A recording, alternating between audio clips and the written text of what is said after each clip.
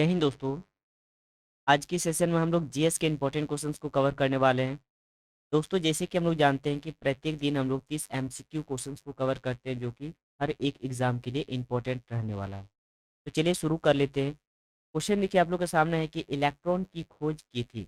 इन्होंने इलेक्ट्रॉन की खोज की थी, रदरफोर्ड, गैलीलियो, जेम्स वॉट या फिर थॉमसन ने। आप लोग राइट आंसर को कमेंट बॉक्स में कमेंट कीजिएगा और लास्ट में इस क्वेश्चन का आंसर भी बताना है और स्कोर भी बताना है। चलिए, इसका राइट आंसर हो जाएगा ऑप्शन नंबर डी। इलेक्ट्रॉन की खोज किया था जे जे थॉमसन, याद रखिएगा, जे जे थॉमसन जिन्होंने इलेक्ट्रॉन का खोज किया। नेक्स्ट देखिए, इलेक्ट्रॉन वहन करता है। वहन का मतलब होता है कैरी। इलेक्ट्रॉन किसका कैरी करता है? एक यूनिट ऋण आवेश का, एक यूनिट धन आवेश, दो यूनिट ऋण आवेश और दो यूनिट धन आवेश। ठीक है, निगेटिव चार्ज या फिर पॉजिटिव चार्ज किनको वहन करती है? तो देखिए, एक यूनिट निगेटिव चार्जेस को वहन करता है। कौन? इलेक्ट्रॉन। अगला क्वेश्चन देखिएगा कि ऐसे परमाणु जिनके परमाणु क्रमांक समान परंतु परमाणु द्रव्यमान भिन्न भिन्न होते हैं। देखिए, परमाणु संख्या, परमाणु क्रमांक जो होगा एक समान होता है, लेकिन उनका द्रव्यमान अलग होता है। उनको क्या कहेंगे? संभारिक, समस्थानिक, आइसोबार या फिर इनमें से कोई नहीं। तो देखिए, इसका राइट आंसर हो जाएगा समस्थानिक। ऑप्शन नंबर 20 का सही आंसर होगा समस्थानिक। अगला क्वेश्चन देखिए कि समस्थानिक गुण पाए जाते हैं। समस्थानिक गुण किसमें पाए जाते हैं? एलिमेंट में, मॉलिक्यूल में, एटम या फिर कंपाउंड। तत्व, अणु, परमाणु या फिर यौगिक, इसमें समस्थानिक गुण पाया जाता है। तो देखिए, एलिमेंट इसका राइट आंसर हो जाएगा। अगर बात कर लेते हैं इन सब के बारे में, तो देखिए, सबसे पहले समझिए पदार्थ। हमारे आसपास पाए जाने वाला हर एक वस्तु जिनको हम लोग टच कर सकते हैं या महसूस कर सकते हैं, जैसे हवा वगैरह। ठीक है, जो स्थान घेरती है, अगर राइट मीनिंग अगर देखा जाए, जो स्पेस घेरती है वो पदार्थ हो गया, जो हमारे चारों तरफ पाया जाता है। अगर हम पदार्थ को तोड़ते जाएंगे तो एक ऐसा छोटा सा मॉलिक्यूल्स बनेगा जिनको और डिवाइड नहीं कर सकते हैं। ठीक है, इनको कहेंगे एटम, यानी कि परमाणु। परमाणु पदार्थ की वो सूक्ष्मतम कण होता है जिनको हम डिवाइड नहीं कर सकते। ठीक है, और बहुत सारे परमाणु मिल करके अणु का निर्माण करता है, मॉलिक्यूल्स का निर्माण करता है, अणु का निर्माण करता है। अगर एक प्रकार का अणु एक साथ मिल जाए तो उस ग्रुप को कहा जाता है एलिमेंट, तत्व। और अलग अलग प्रकार के मॉलिक्यूल्स का ग्रुप को बोला जाता है कंपाउंड। ठीक है, यानी कि यौगिक। यौगिक का एक एग्जाम्पल देते हैं, जैसे कि H2O हो गया, CO2 हो गया, जिसमें देखिए दो कार्बन है और दो एलिमेंट है और अलग अलग है। और तत्व जो कि अभी 118 एलिमेंट है, तत्व है, जिसमें से हाइड्रोजन हो गया, हीलियम, लिथियम, बेरिलियम, बोरान, सब का सब तत्व हुआ। क्लियर है? तो यौगिक, तत्व, एटम और मॉलिक्यूल्स, इन सब के बारे में आप लोग को समझ में आ गया होगा। इस क्वेश्चन का राइट आंसर हो जाएगा तत्व, ऑप्शन नंबर ए। अगला क्वेश्चन देखिए, क्वेश्चन नंबर 615, कि एक भारी नाभिक के दो हल्के नाभिकों में टूटने की प्रक्रिया को क्या कहते हैं? एक भारी नाभिक के दो हल्के नाभिकों में टूटने की प्रक्रिया को क्या कहेंगे? नाभिकीय विखंडन, द्रव्यमान क्षति, नाभिकीय संलयन और रेडियो एक्टिव विघटन। देखिए, विखंडन का मतलब होता है टूटना, क्षति हार्मफुल, हार्म होना। ठीक है, संलयन का मतलब होता है जुड़ना। तो यहाँ पे बोला टूटने की प्रक्रिया को क्या कहा जाता है? तो नाभिकीय संलयन कहेंगे। एक भारी नाभिक को दो हल्के नाभिकों में टूटने की प्रक्रिया, नाभिकीय सॉरी नाभिकीय संलयन नहीं, नाभिकीय विखंडन कहेंगे। ऑप्शन नंबर ए इसका राइट आंसर होगा, नाभिकीय विखंडन। अगला क्वेश्चन, दो हल्के नाभिक मिलकर भारी नाभिक का निर्माण करता है, इसको कहा जाता है नाभिकीय संलयन। इस प्रक्रिया को कहेंगे नाभिकीय संलयन। टूटने को कहेंगे नाभिकीय विखंडन और जुड़ने को कहा जाता है, मिलकर भारी का निर्माण करता है, जुड़ने को कहा जाता है नाभिकीय संलयन। अगला क्वेश्चन देखिएगा कि रेडियो सक्रिय पदार्थ उत्सर्जित करता है। रेडियो सक्रिय पदार्थ किससे उत्सर्जित करता है? अल्फा किरणों से, बीटा किरणें, गामा किरणें या फिर इनमें से सभी? रेडियो सक्रिय पदार्थ उत्सर्जित करता है इनमें से सभी, अल्फा, बीटा और गामा तीनों किरणों से। अगला क्वेश्चन देखिए कि कोबाल्ट 60 आमतौर पर विकिरण चिकित्सा में प्रयुक्त होता है क्योंकि यह उत्सर्जित करता है। कोबाल्ट 60 कैंसर के रोगों को ठीक करने के लिए यूज किया जाता है चिकित्सक में। तो ये कौन सा रेज उत्पन्न करती है? बीटा किरणें, गामा किरणें, एक्स किरणें या फिर अल्फा किरणें? तो देखिए कोबाल्ट 60 जो है वो गामा किरणें उत्पन्न करती है और गामा किरणें बहुत ही डेंजरस होता है। गामा किरणें याद रखिएगा। अगला क्वेश्चन देखिए कि नाभिकीय रिएक्टर में निम्नलिखित में से किस मंदक के रूप प्रयोग किया जाता है? नाभिकीय रिएक्टर में इनमें से किसे मंदक के रूप में प्रयोग किया जाता है? थोरियम को, ग्रेफाइट को, रेडियम को या साधारण जल को? नाभिकीय रिएक्टर के रूप में ग्रेफाइट को यूज किया जाता है। ग्रेफाइट याद रखिएगा अधातु होते हुए भी विद्युत का सुचालक है। अगला क्वेश्चन देखिए, परमाणु पाइल का प्रयोग कहाँ होता है?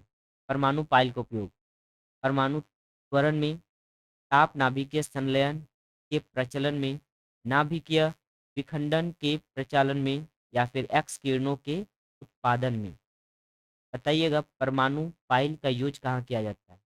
ये होगा आपका विखंडन करने के प्रचालन में, नाभिकीय विखंडन के प्रचालन में इसका राइट आंसर हो जाएगा। अगला क्वेश्चन देखिएगा कि क्यूरी किसकी इकाई का नाम है? इनकी इकाई है क्यूरी। रेडियो एक्टिव धर्मिता, तापक्रम जो कि यह उत्सर्जित करता है, उष्मा या फिर ऊर्जा? रेडियो एक्टिव, तापक्रम, उष्मा या ऊर्जा? क्यूरी देखिए रेडियो एक्टिव धर्मिता का इकाई है। ऑप्शन नंबर ए इसका राइट आंसर हो जाएगा, रेडियो एक्टिव धर्मिता। अगला क्वेश्चन देखिए कि नाभिकीय रिएक्टरों में ऊर्जा उत्पन्न होती है। नाभिकीय रिएक्टरों में ऊर्जा इनके द्वारा उत्पन्न होती है? नियंत्रित संलयन द्वारा, अनियंत्रित संलयन द्वारा, नियंत्रित विखंडन द्वारा या फिर अनियंत्रित विखंडन द्वारा? इसका राइट आंसर हो जाएगा नियंत्रित विखंडन के द्वारा नाभिकीय रिएक्टरों में एनर्जी उत्पन्न होती है। अगला क्वेश्चन देखिए कि नाभिकीय रिएक्टर में भारी जल H2O का प्रयोग किस रूप में किया जाता है?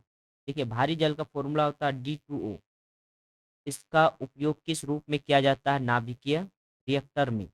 मंदक के रूप में, शीतलक के रूप में मतलब ठंडा करने के रूप में, परिरक्षक के रूप में या फिर नियंत्रक के रूप में?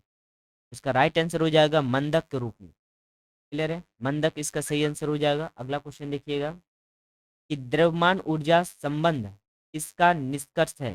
द्रव्यमान ऊर्जा संबंध किसका निष्कर्ष है? क्वांटम सिद्धांत का, सापेक्षता का सामान्य सिद्धांत, ऊर्जा का क्षेत्र सिद्धांत या सापेक्षता का विशिष्ट सिद्धांत?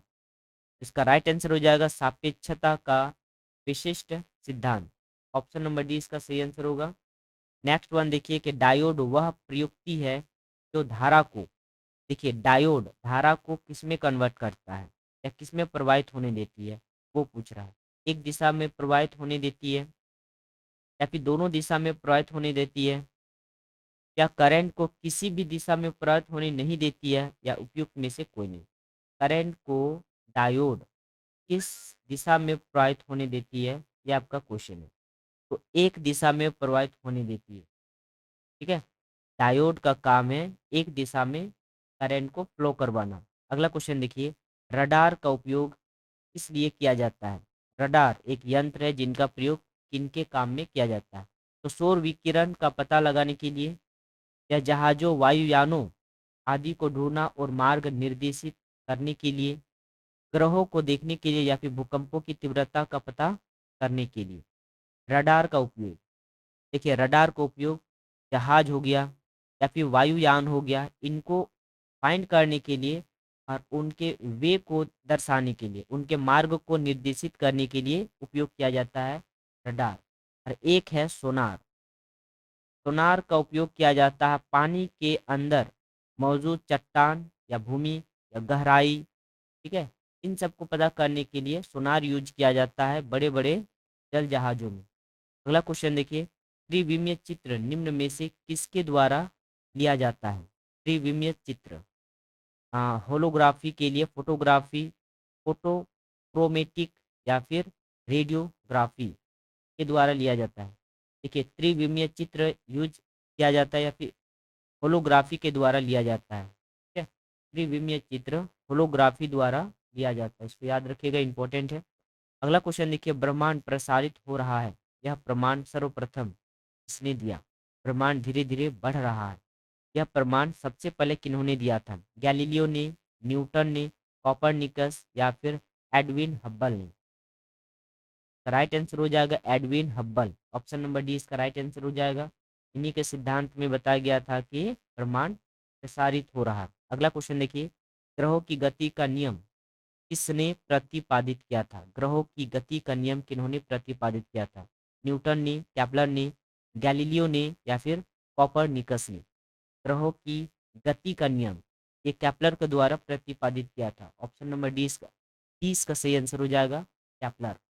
अगला क्वेश्चन देखिए कि पृथ्वी तथा अन्य ग्रह सूर्य के चारों ओर चक्कर लगाते हैं, यह सबसे पहले किसने प्रमाणित किया था? सूर्य के चारों ओर, अरस्तु ने, गैलीलियो ने, कॉपरनिकस ने या फिर एडविन हब्बल ने?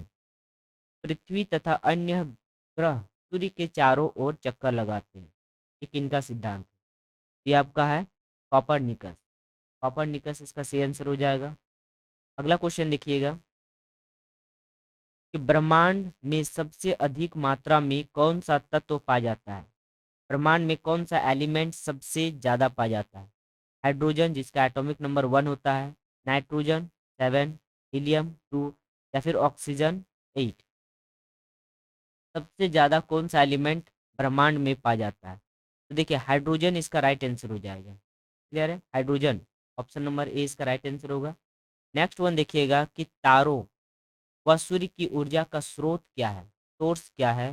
सन का और स्टार्स का एनर्जी का?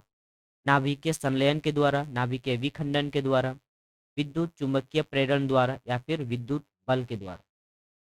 तारों व सूर्य का ऊर्जा का जो सोर्स है वो है नाभिकीय संलयन। संलयन का मतलब होता है जुड़ना। देखिए, हाइड्रोजन और हीलियम जब आपस में जुड़ता है तो बहुत अधिक मात्रा में ऊर्जा और लाइट का निर्माण करता है। ठीक है, ऊर्जा और लाइट मतलब हीट और लाइट का निर्माण करता है। तो यही है आपका दो एलिमेंट, हाइड्रोजन और हीलियम। इसके मिलने से तारों और सूर्य में एनर्जी बनता है। अगला क्वेश्चन देखिएगा कि तारों व आकाशगंगा का व्यास मापने के लिए प्रयुक्त उपकरण है? इस उपकरण के जरिए आकाशगंगा और तारों का व्यास को मेजरमेंट किया जाता है? फोटोमीटर, विस्कोमीटर, बैरोमीटर या इंटरफेरोमीटर? इसका राइट आंसर हो जाएगा इंटरफेरोमीटर, ऑप्शन नंबर डी। इन्हीं यंत्र के जरिए आकाशगंगा या फिर तारों के व्यास को मेजरमेंट किया जा सकता है। अगला क्वेश्चन देखिए कि दो ग्रह जिनके कोई उपग्रह नहीं है, कौन से दो ग्रह जिनका कोई भी सैटेलाइट नहीं है? पृथ्वी, बृहस्पति, बुध और शुक्र, बुध और मंगल, शुक्र और मंगल। देखिए, यहाँ पर पृथ्वी का तो है ही, बृहस्पति का भी बहुत सारा है, और यहाँ पर अगर देखा जाए तो मंगल का भी बहुत सारा है। तो मंगल को काटिए और इसको भी काटिए। बुध और शुक्र मतलब फर्स्ट और सेकंड नंबर का जो ग्रह है उसमें एक भी उपग्रह नहीं है। पृथ्वी का एक उपग्रह है जिसका नाम है चंद्रमा। ठीक है, मंगल का दो है, डिवोस और फोबोस। इसको याद रखिएगा, ऑप्शन नंबर 20 का राइट आंसर हो जाएगा। अगला क्वेश्चन देखिएगा कि निम्नलिखित में से किस ग्रह में सबसे अधिक उपग्रह है? सबसे ज्यादा उपग्रह किसमें है? बृहस्पति, मंगल, शनि या फिर शुक्र का? सबसे ज्यादा अगर उपग्रह देखा जाए तो बृहस्पति का। ठीक है, पहले शनि का 63 था, बृहस्पति का कम था, लेकिन अब रिसर्च से पता लगा है कि बृहस्पति का 90 से भी ज्यादा हो गया है उपग्रह। क्लियर है, तो अगर फिलहाल देखा जाए तो बृहस्पति का सबसे ज्यादा उपग्रह है। अगला क्वेश्चन देखिए कि निम्न में से किस ग्रह को भोर का तारा, मॉर्निंग स्टार के नाम से जाना जाता है? भोर का तारा, बुध, शुक्र, मंगल या फिर शनि? भोर का तारा ये आपका शुक्र को कहा जाता है। भोर का तारा शुक्र को कहा जाता है। आप लोग से एक क्वेश्चन है, बताइएगा कि तारे जो है वो टिमटिमाते हैं, बल्कि ग्रह जो है वो नहीं टिमटिमाते, इसका क्या रीजन है? अगला क्वेश्चन देखिए, कौन सा ग्रह सूर्य के चारों ओर 88 दिन में एक चक्कर लगाता है? ठीक है, 88 डेज में सूर्य के चारों ओर, ठीक है, रिवोल्यूशन करता है। कौन सा ग्रह है? शुक्र, बुध, मंगल या फिर शनि? तो देखिए इसका राइट आंसर हो जाएगा बुध, सबसे छोटा ग्रह, सूर्य के सबसे नजदीकी ग्रह, और 88 दिन में वो सूर्य के चारों ओर रिवोल्यूशन कर लेता है। अगला क्वेश्चन देखिए, निम्न में से किस ग्रह का घनत्व पानी से कम है तथा पानी में डाल देने पर वह तैरने लगेगा?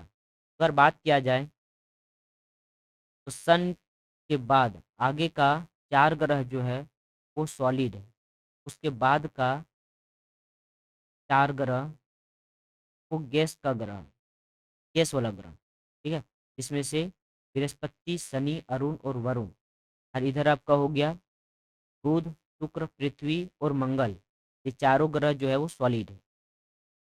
ऑब्वियसली इधर तो इनका तो डेंसिटी बहुत ज़्यादा होगा, घनत्व तो इसका ज़्यादा होगा, 4 में से कोई एक होगा। तो बताइएगा बुध, शुक्र, मंगल या शनि? बुध तो नहीं होगा, ना ही शुक्र होगा, ना ही मंगल होगा, ठीक है, क्योंकि ये तीनों के तीनों इंटरनल जो है प्लानेट है, एक्सटर्नल प्लानेट शनि है। शनि इस क्वेश्चन का राइट आंसर हो जाएगा। बड़ा होते हुए भी इनका घनत्व बहुत कम है, इतना कम है कि पानी में आसानी से वो फ्लोटिंग कर सकता है। अगला क्वेश्चन देखिएगा, सेकंड लास्ट क्वेश्चन, कि सूर्य की सतह का तापमान होता है लगभग 5800 सेल्सियस, 1000 सेल्सियस, 2000 या फिर 4000? तो देखिए सन के सबसे ऊपरी लेयर को बोला जाता है कोरोना, और जिसका टेम्परेचर अप्रोक्सीमेटली 6000 डिग्री सेल्सियस। तो 6000 यानी कि समझ लीजिए 5800, अप्रोक्सीमेटली 5800। ए नंबर इसका राइट आंसर हो जाएगा। बट 6000 के आसपास में जो भी ऑप्शन रहेगा उसमें आप लोग को टिक लगाना है। नेक्स्ट क्वेश्चन, कि सूर्य का सबसे निकट तारा, सबसे निकट तारा, देखिए अगर ग्रह पूछा जाता तो बुध हो जाएगा, बट सबसे निकट तारा Beta Centauri, Gamma Centauri, Alpha Centauri या फिर प्रोक्सिमा सेंटोरी? तो बताइएगा इसका राइट आंसर। तो प्रोक्सिमा याद रखिएगा, सूर्य का सबसे निकट तारा कौन सा है? प्रोक्सिमा। चलिए दोस्तों, मिलते हैं नेक्स्ट क्लास। Thank you.